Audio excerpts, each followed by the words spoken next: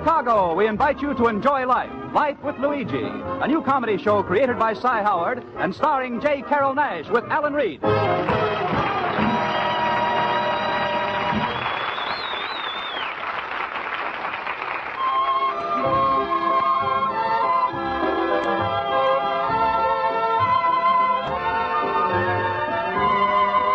A year ago, when Luigi Basco left Italy to start his new life in America, he promised his mother that he would write her and tell her about his adventures. So now we look over Luigi's shoulder as he writes another letter to Mama Basco in Italy.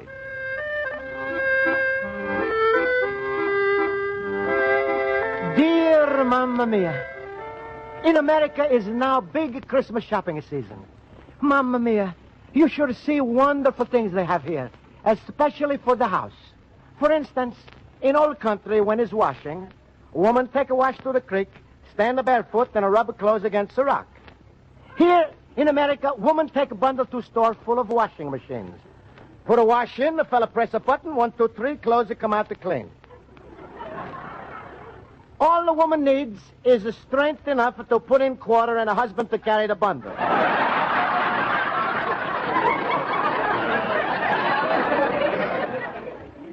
Our countryman Pasquale, who bring me here and has spaghetti palace next door, he's doing his Christmas shopping too. But his shopping list has only one article. Husband for his fat daughter Rosa.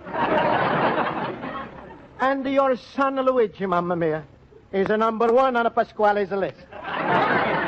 Mamma Mia, that Rosa, she's a big.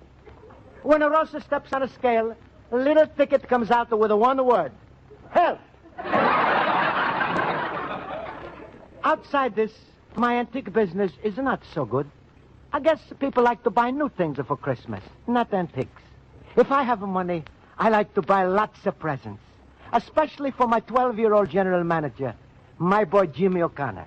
He's just coming home from school now, and he say, Hello, Mr. Luigi. Hello, Jimmy. How was school today? About the same. What you writing? I'm sending out my Christmas cards. Who to? First one is to Pasquale.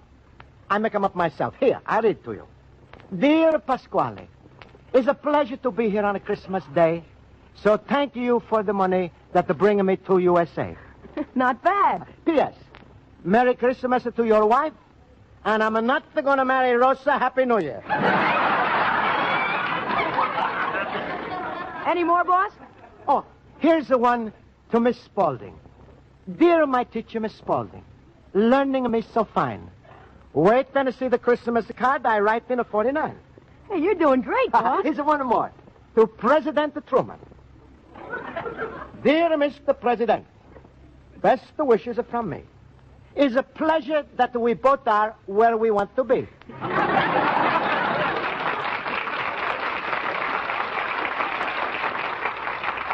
You'll like that. Well, now, Jimmy, what do you like for Christmas? Not a thing, boss. Why are you different from anyone else? Everybody wants something. Well, there isn't a thing I need, boss. Jimmy, if every kid talk like you, Santa Claus will go out of business. Boss, I'm not going to let you get me anything, so let's drop it. But, Jimmy, what is it you want the most that you can't get? Well, as long as I'm not going to get it, then a bike is the thing I want most. Well, it's 2 weeks before Christmas. Maybe Santa bring it to you. But I got the biggest surprise for you, Jimmy. See this? Oh, no, you bought another statue. It's a modern statue. See? It's a Paul Revere lamp. Beautiful, huh? How much? $60, that's all it costs. No. Yes? See? It's a horse. It's a little lantern light. Every store in town is selling, and we're buying. Can't help it, Jimmy. Paul Revere is a brave fella. I know. Listen, my children, and you shall hear of the midnight ride of Paul Revere. How you know this, Jimmy? Well, every kid knows it. It's from a poem by Longfellow. What's this Longfellow's name?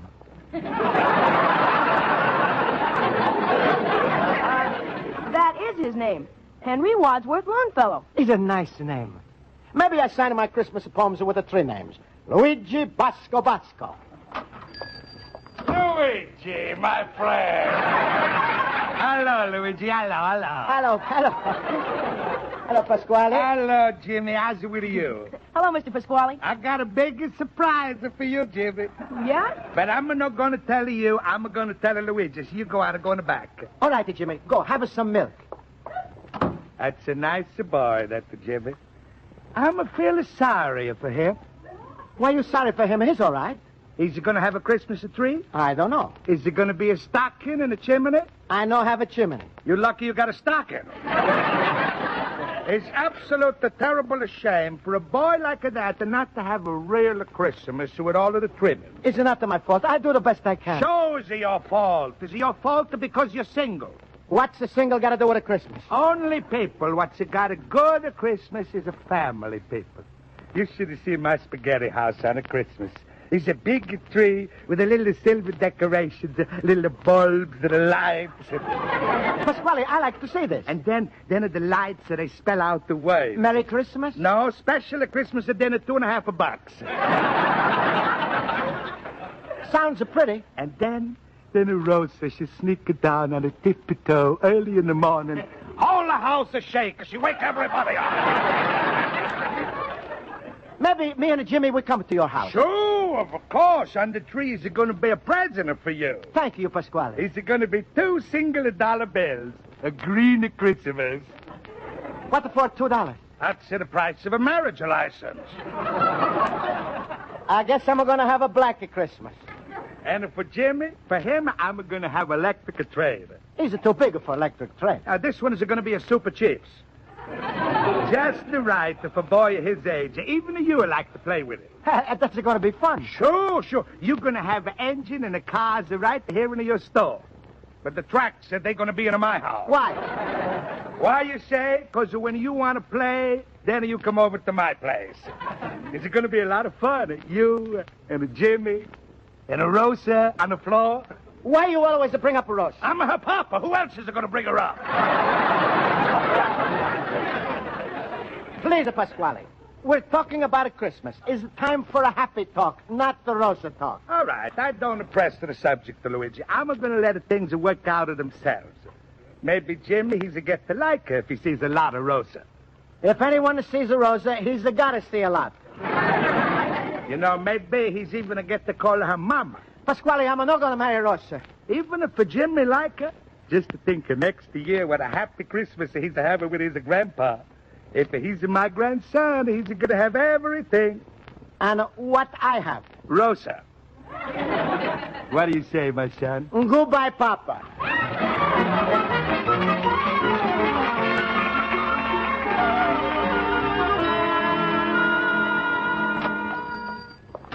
Are you in charge? Si, I'm Luigi Basco.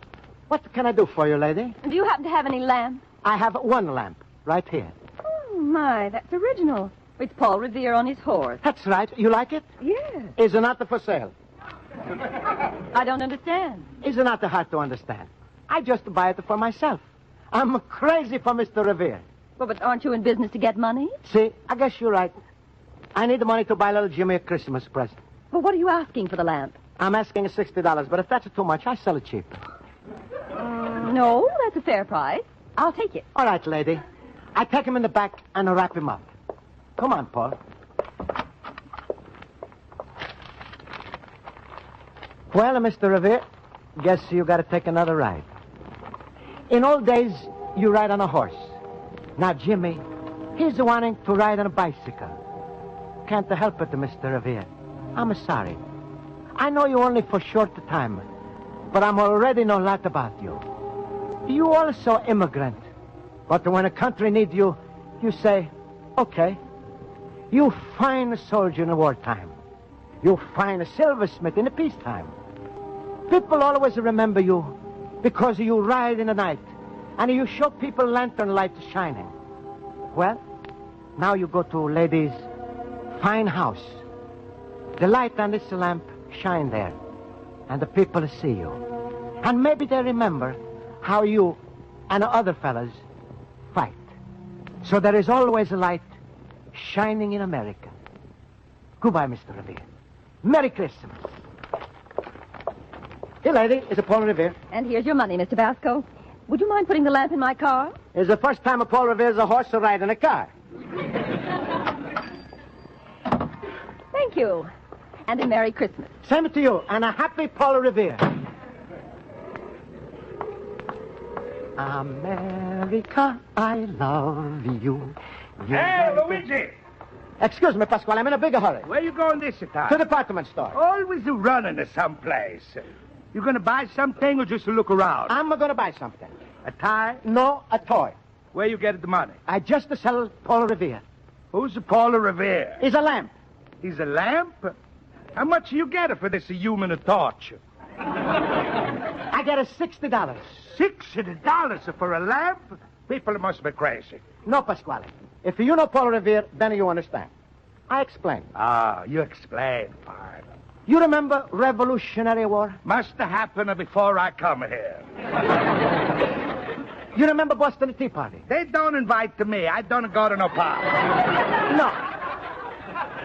No, Pasquale. It was like this. It was April 18, 1775. Paul Revere was a home. Luigi, do me a favor. Go to the department store. By the time you finish explanation, Santa Claus is going to go back to the North Pole.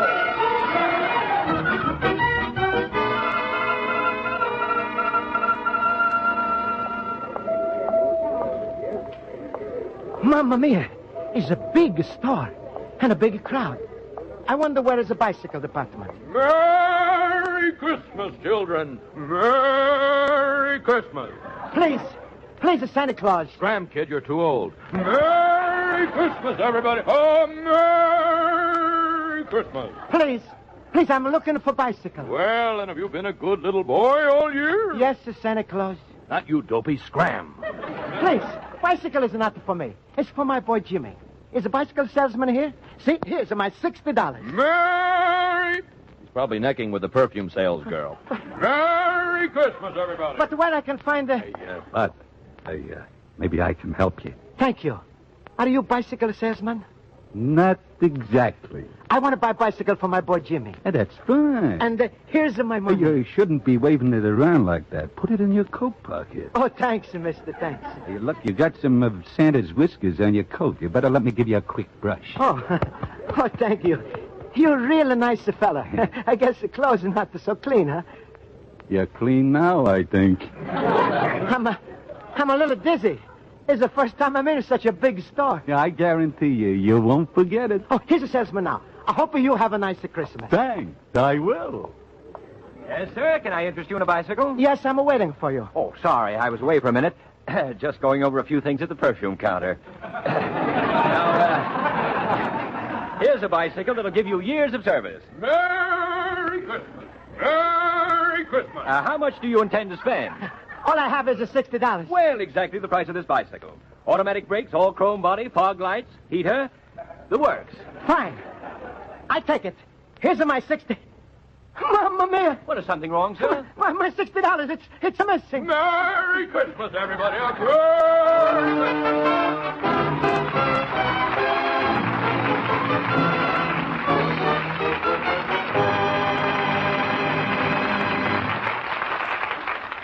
It's one of America's favorite phrases, and certainly it's one of America's favorite shows. It's Hit the Jackpot, which you'll hear in just a little later tonight over most of these same CBS stations. Tonight, the jackpot will be worth $25,000 to the listener or studio guest who cracks the mystery of the secret sentence. And if they all fail, the jackpot total will climb to $27,000. Tuesday night's always great listening on CBS, so stay tuned for Hit the Jackpot a little later.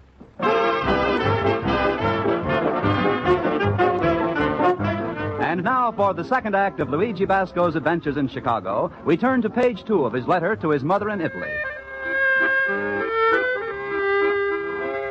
And so, Mamma mia, I lose my $60, and Jimmy loses a beautiful bicycle with a shiny metal, a big, beautiful tires, and a little piece of fur in the back. I think it's to keep a boy's feet warm when he rides on a cold day. I feel very sad inside. But I hope the man who finds my money is a poor man. And he buys a bicycle like this for his little boy. So, salesman, he takes me to store detective who says it to me. Now, think hard, Mr. Basco. Are you sure you came into this store with $60? I'm sure, Mr. Detective. I got the money from Paul Revere. And another thing... You got the money from who? Paul Revere. Not the guy with the horse. That's right. Look, mister, why don't you lie down and rest a while? You know, walking around in these crazy crowds all day does something to a guy. You'll feel... Please. I own an antique store, and this morning I sell Paul Revere statue for $60. Oh, for a minute you had me worried. Now, look, are you sure you came in here with the $60? Maybe you left it home with your wife. I'm not married. Yeah, that's right. A married guy wouldn't have $60 in his pocket to begin with. Now, tell me, Mr. Basco. See? When did you first notice the money was missing? I'm standing next to Santa Claus. No wonder that guy keeps yelling, Merry Christmas. No, Mr. Detective. It was not the Santa Claus. Maybe not. Mr. Basco, did anybody brush up against you in the crowd? Now think. No. Oh, only one nice man. He brushes off of my clothes. Can you describe him? I don't remember too much. He had red hair, green eyes, a scar under the left eye. His nose, it's crooked. He wears a little orange bow tie. And he had it was a polka dot. And he walked with a limp. Well, you're not giving me much to go on. Do you know his name or where he lives? He didn't tell me. Please, Mr. Detective, maybe you'll find my $60 so I can buy Jimmy the bicycle. Well, I'll look around the store, Mr. Basco. Go see the manager and report your loss. Thank you.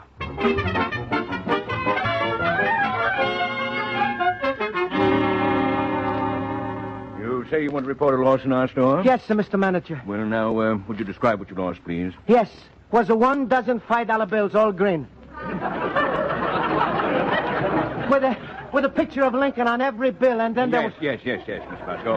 I'll just put down $60. Please, this money was to buy a Christmas present for my boy Jimmy. A beautiful bicycle with a piece of fur on the back. I'm sorry, but of course our store can't be responsible. You understand? Merry Christmas, everybody. Nuts. Please! What kind of language is this from a Santa Claus? Mr. Grover, I'm through playing Santa Claus in this store. But why? I am turning in my suit, my whiskers, and my Merry Christmas. Is it a question of money? No, it's not the money. I played Santa Claus in every department store, in every whistle stop in the country. But please... I am an actor. I play Santa Claus with so much feeling when I kiss my wife, I think I'm kissing a reindeer. Will you please calm down and tell me what's troubling you? Please, Mr. Manager, my $60. You keep quiet. All right, Mr. Grover, I'll tell you what's bothering me is the class of kids you get here. They tear off my whiskers, tweak my nose, and the things they whisper into my ear. Especially that last kid. What did he ask for? What Harry James would never give up. No, I'm through, I tell you. I'm through. I'm packing up. Please, calm down. No, I've had enough, I tell you, enough. Please, my money. I'm sorry, sir. If your money turns up, I'll let you know. Thank you. Say, you. See, help me off with these whiskers, will you? I'm sorry you decided to go away, Mr. Santa Claus. This crummy joint doesn't know how to treat a great artist. Last year I played Santa Claus in the biggest department store in New York. I was so great they held me over until New Year's. My clippings. I think you're fine, too. I had the star's dressing room, a special makeup artist to do my face. Sure. My uniform was created by a Hollywood expert. But if you leave, the children, they may be very sad. You should see the hole I've got here for a dressing room. A broom closet between ladies' pajamas and men's sportswear. But the poor little bambinos. Nobody here to ring a bell and holler Merry Christmas. And what have you got to be so merry about? You lost $60. Your kid's not going to get his bike. See, it's a bad thing. But not so bad as a Christmas for little kids who without a Santa Claus. Well, that's the way you feel about it here. You be Santa Claus. Me, I am quitting.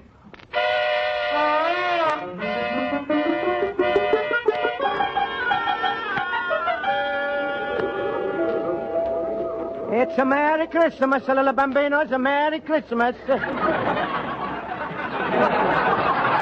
Merry Christmas. You comfortable on my lap, little bambino? Oh, definitely. That's fine.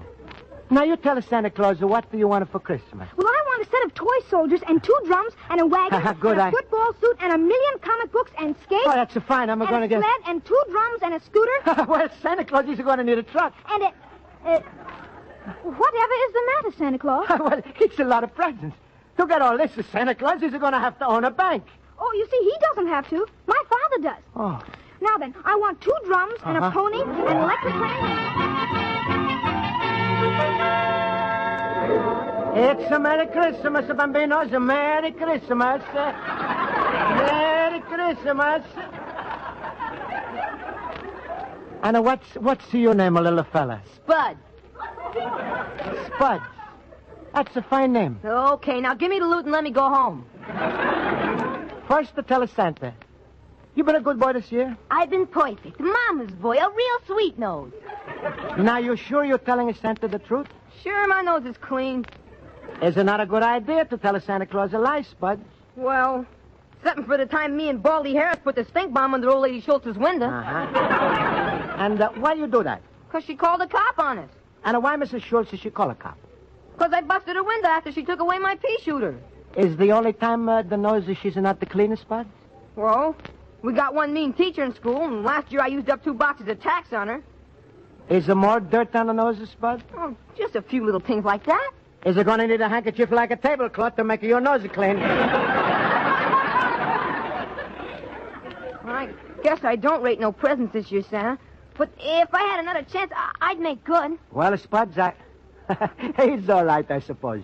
Important thing is that you promise to be good a boy next year. Oh, I will.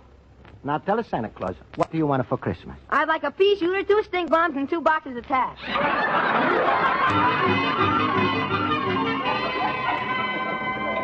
It's a Merry Christmas, Bambinos. Merry Christmas. Merry Christmas. Come, sit on a Santa's lap, little girl. Oh. Now you tell us, Santa Claus, what do you want for Christmas? Oh, I'd like a bicycle. Me too. You don't? Why, you don't need a bicycle. I'm just thinking of a little boy who like a bicycle too. Santa Claus, can I have a mama doll and a carriage and a teddy bear and 2 packs of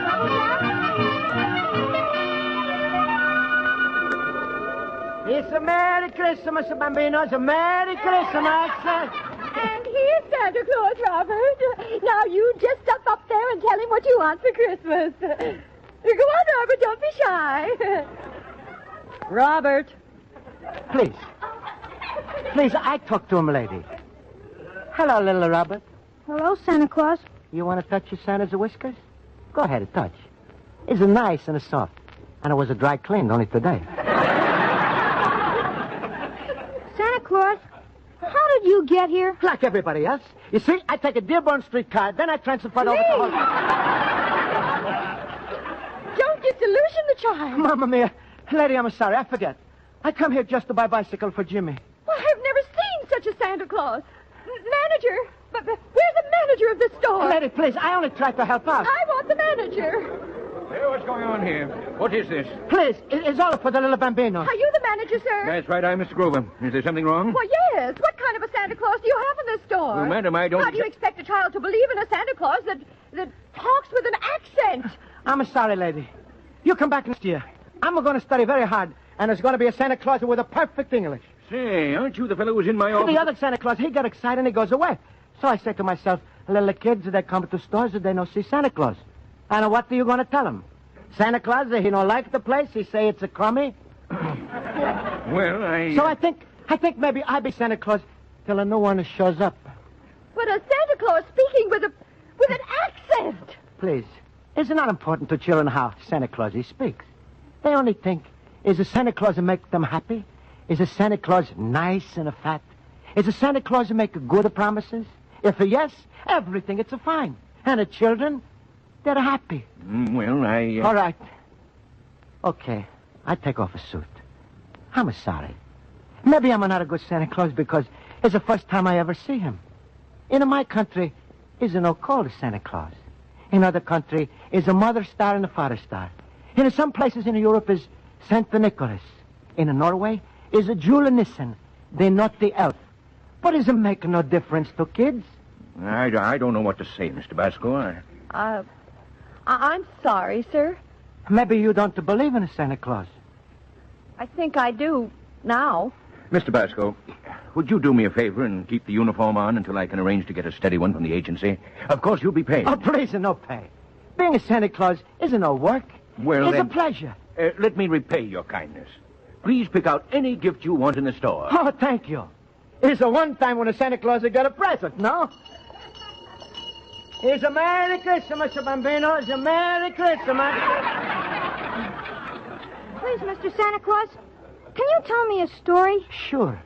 Was once a little boy named Jimmy O'Connor who got a bicycle for Christmas, so every...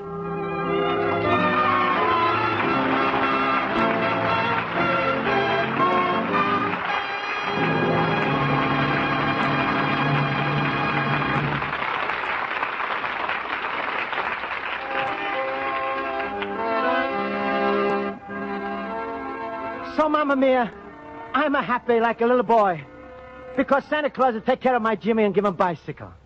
Also, I'm sending you package canned food. Invite the whole family for Christmas dinner. Is a Luigi Basco plan instead of a Marshall plan. Maybe, Mamma Mia, by next year I make enough money so you come here too. It's so wonderful to be here all year round, but especially wonderful now.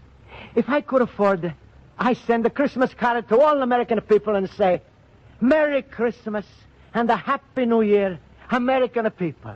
P.S. Your loving son, Luigi, the little immigrant.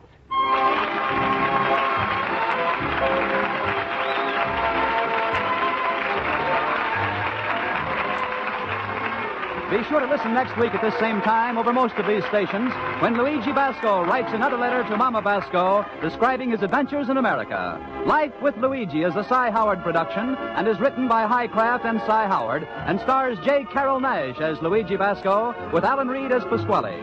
Music is directed by Wilbur Hatch.